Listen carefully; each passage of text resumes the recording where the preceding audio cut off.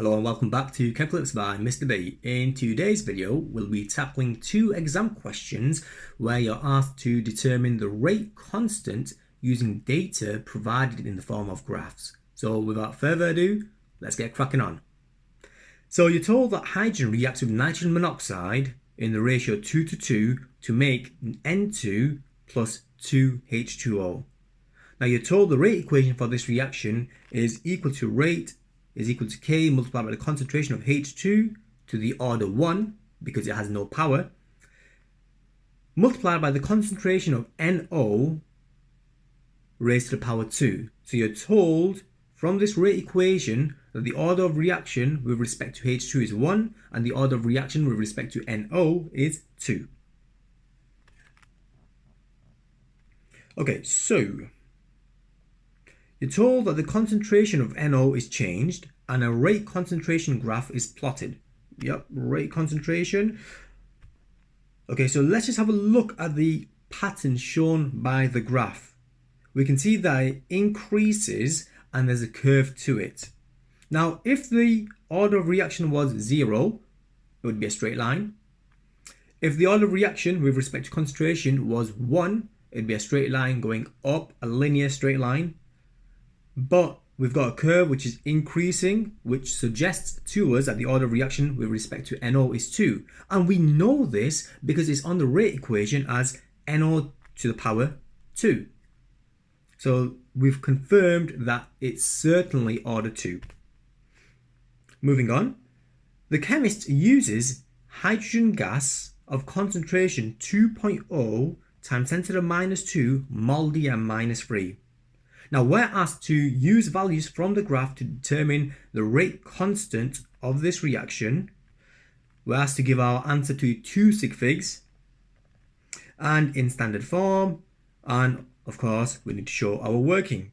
And this is in fact a 4-mark question. So how are we going to tackle this question?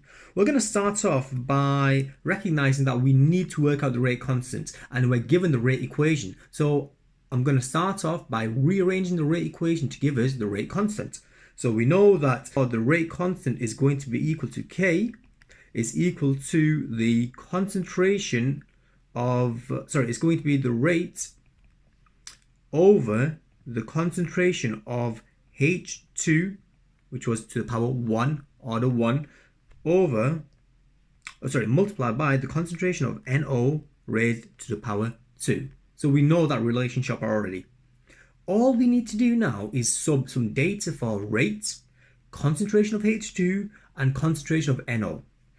Okay, so in terms of what information do we need to find out and what information do we already have? Well, it turns out we've already got the concentration of H2. It's given to us as 2.0 times 10 to the minus 2 mole per decimeter cubed.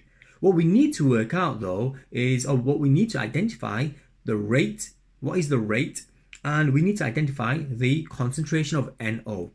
So how do we do this? Well, we need to look at our graph and effectively we simply need one point that lies on the line. Now it's always easier to choose a point on the line that's easy to read, and in this case I'm actually going to choose a point that's already marked on the graph, which is this one here, because it lies on the major grid lines. So that tells me the coordinates for this are on the x-axis, which is the concentration of NO. We've got 6, so that's 6.0, and on the y-axis it's also, oh careful, I've made a mistake here, it's not 6.0. We've got to remember that on the axes we've got this section here,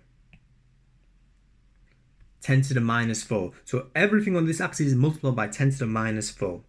So we know that that's going to be on the x value 6.0 times 10 to the minus 4. That's the x coordinate, and the y coordinate would also be in fact exactly the same, 6.0 times 10 to the minus 4, which is, well, coincidental. Now, you could choose any point on this line. It doesn't even have to be one of these points that are plotted. You could choose this point, for example. You could choose this point. Choose whichever point you find easiest to read. The key idea here is you need to make sure that the x value and the y value come from the same point. You can't choose the x value for the point that's highlighted in green and then choose the y value from another point on the line. Can't do that. You need to choose the same point for both the x and the y value. Okay, so we know the x and the y value. They're both, in fact, in this case, 6.0 times 10 to the minus 4. So now I'm simply going to sub this all in to the equation. So I know that rate is equal to, I know the rate is equal to 6.0 times 10 to the minus 4. I'm going to divide it by the concentration of H2, which we're given as 2.0 times 10 to the minus 2. We're going to multiply it by the concentration of NO, which we've read off the graph, as 6.0 times 10 to the minus 4. But we can't forget that this is raised to the power 2.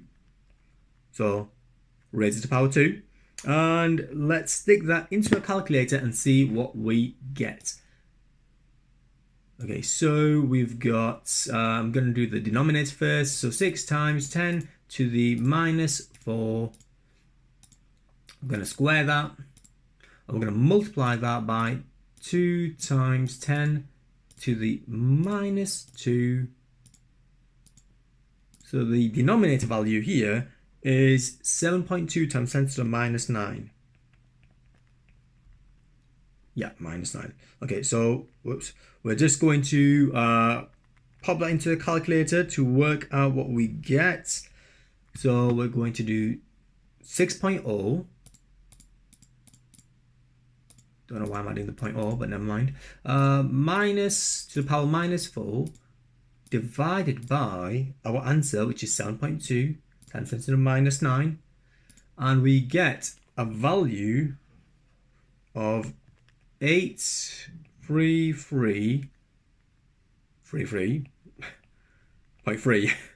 Okay, so we've worked out the rate constant, but we need to give it to two significant figures and in standard form. And I imagine we need the units. Yeah, we've got units as well, a section for the units. So let's work out what this is in terms of two sig figs and in standard form. So that's simply going to be 1, 2,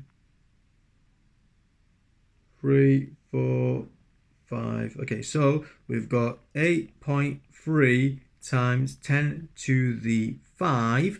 That's the two sig figs. So 8.3 times 10 to the 5.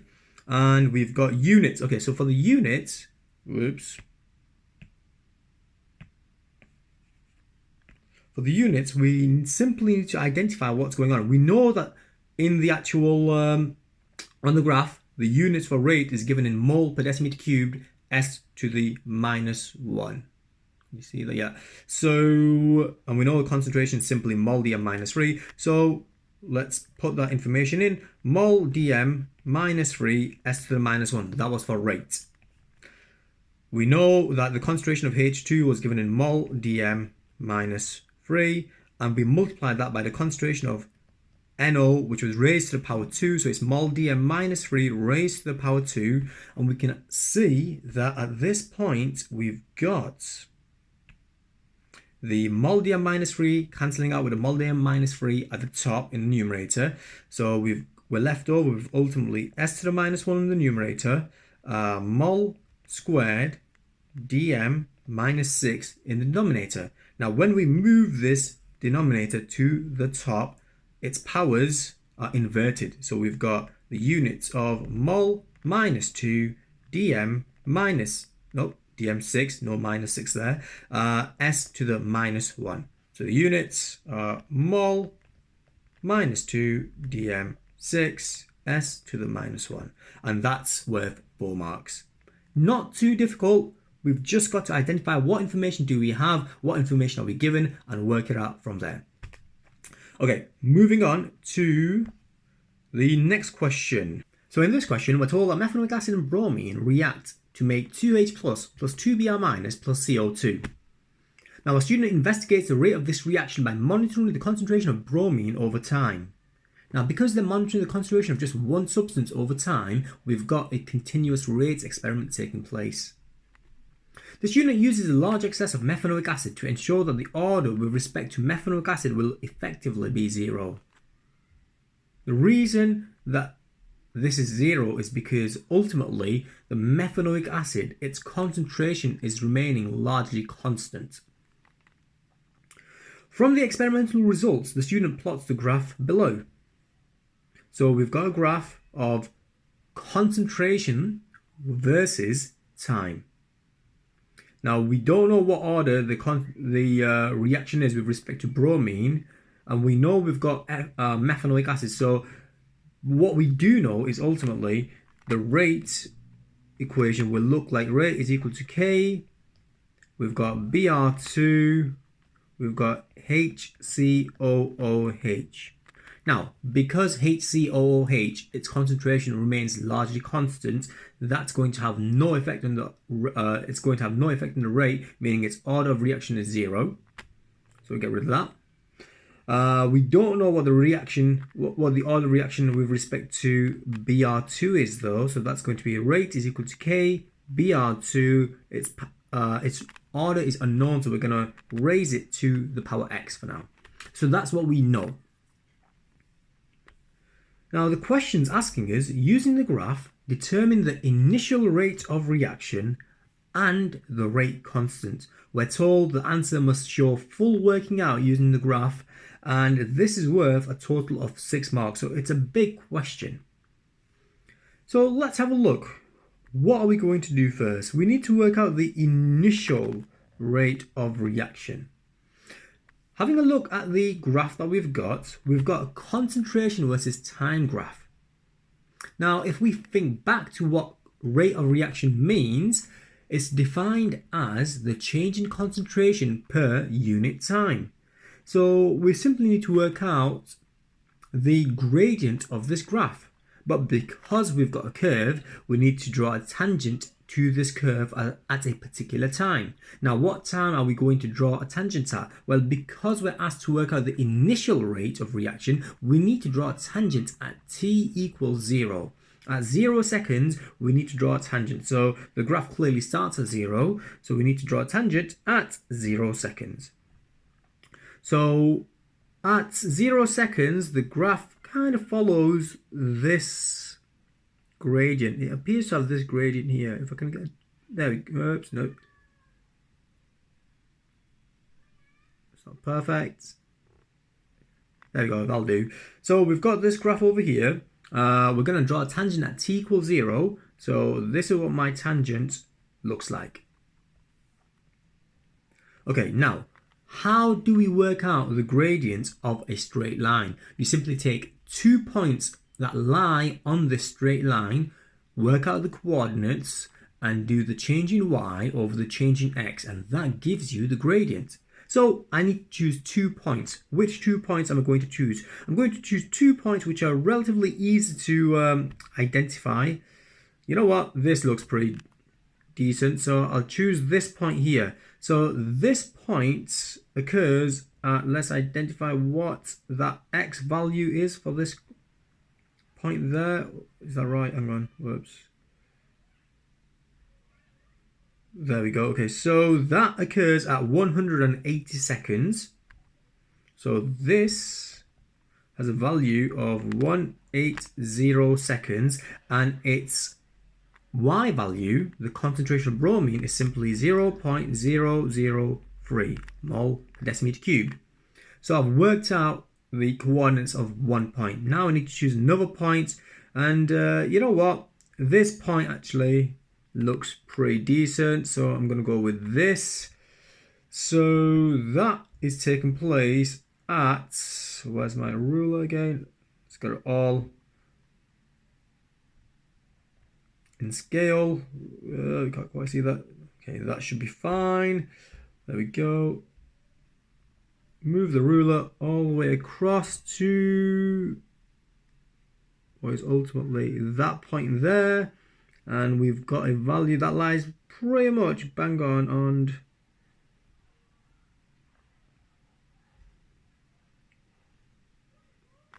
this line right here. So what we've got is ultimately the value of this is it's 50. So the x value for this point is simply 50, and the y value is 0.008. So we've got 50 and 0.008. So those are my two coordinates on my tangent. You could choose any 2 points on your tangent. The points itself are not important, providing that they lie on the tangent.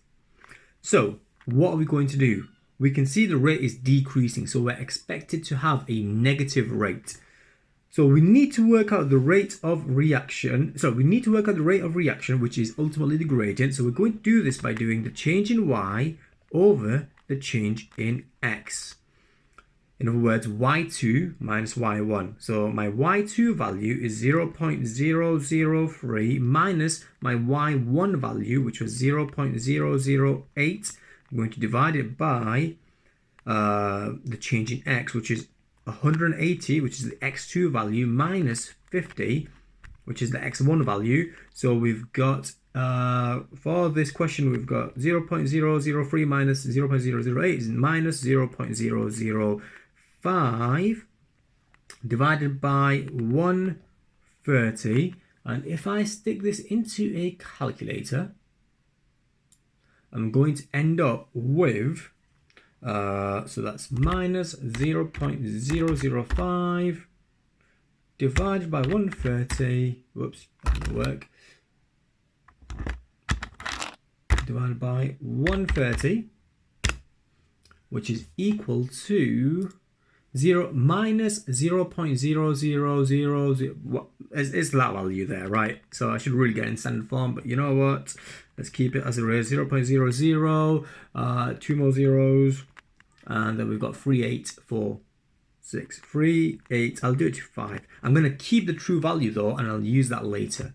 So this is the rate of reaction, the initial rate of reaction, and we can't forget that because we've done the change in y with the change in x, the units of this will be mole per decimeter cubed, s to the minus 1. So we've got the initial rate of reaction. Okay, so we've done this first point right there. The initial rate has been determined. Now we need to use the graph to determine, and you know what, I'll just write the actual value on the second page here so it's easier to find. Move the calculator away. There we go. So that was minus 0.0000385. 385. I'll keep the true value in the calculator. Okay, so the rate constant. How are we going to work out the? Whoops, pen looking up. Okay, there we go. Rate constant. How do we work out the rate constant? Well, we need to identify what the order of reaction is with respect to bromine. Now we can see that the concentration time graph, it's a curve. Now, if the reaction was zero order with respect to bromine, we would have a graph that looks like this, a straight line. Okay, for bromine versus time. If it was a first order reaction, we'd have a straight line. That's not quite right. Whoops.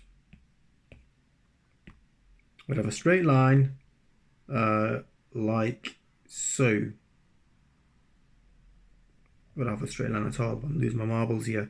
And if we had a second order, it would look like this. It would be a curve but more pronounced.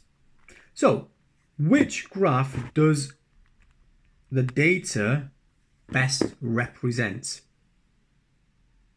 Well, it best represents the first order reaction. Now, how can we confirm this? Because we've just looked at its shape and judged that it's going to be a first order reaction. Well, a first order reaction always has one particular characteristic, and that is its half-life. Its half-life is always constant. Now, the half-life is the time taken for the concentration to half. So if we identify recognize that we started off in this reaction with a concentration of 0.010 moles per decimeter cubed of bromine. Half of that would simply be 0.005, so that's that point there. So let's have a look at how long it took for the concentration to halve from 0.01 to 0.005. So we need a ruler here. Want some more? Here we go. And we can see that that's the point on the graph. Let's just zoom out so we can identify what the Y value is there. Doesn't want to do that. Here we go. So that appears to be a value of 190. So the first half-life,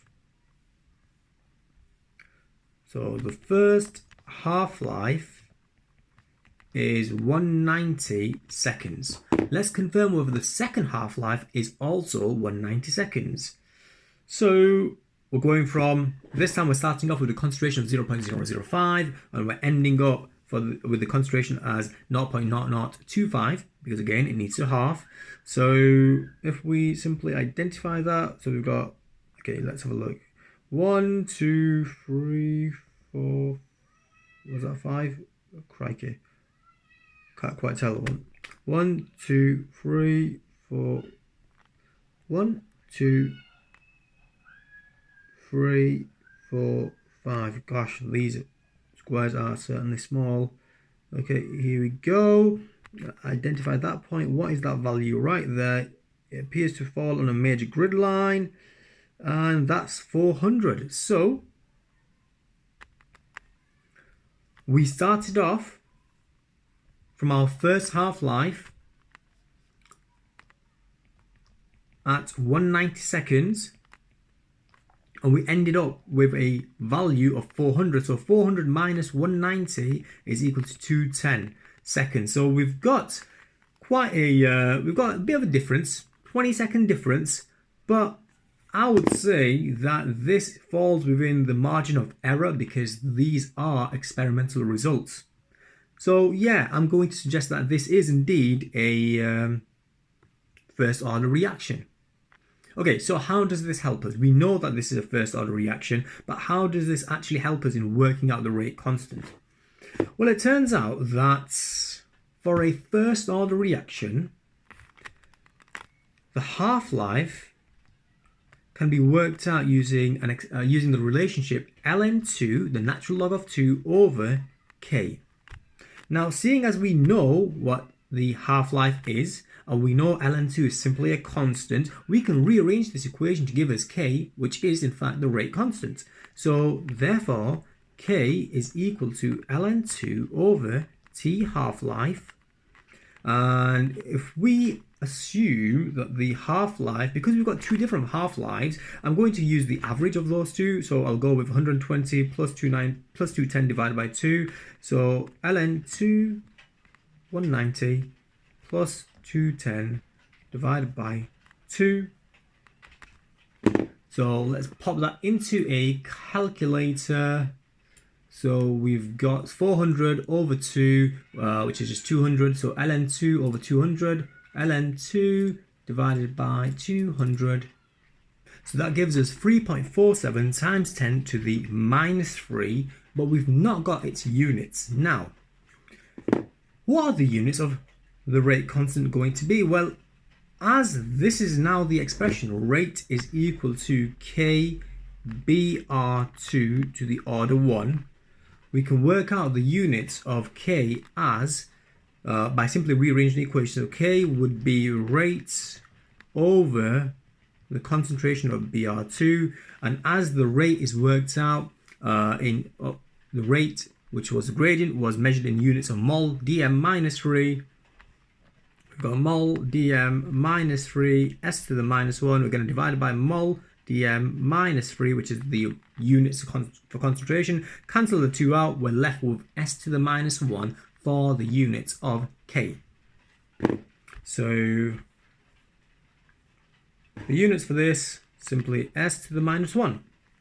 So we've worked out the rate constant, and indeed we've also worked out the rate of reaction. So that's a 6 marker. It's really important that you take your time on these questions and just work out what information do you have, what do you need to do, and take it from there really. Hope that was useful. Until next time, bye.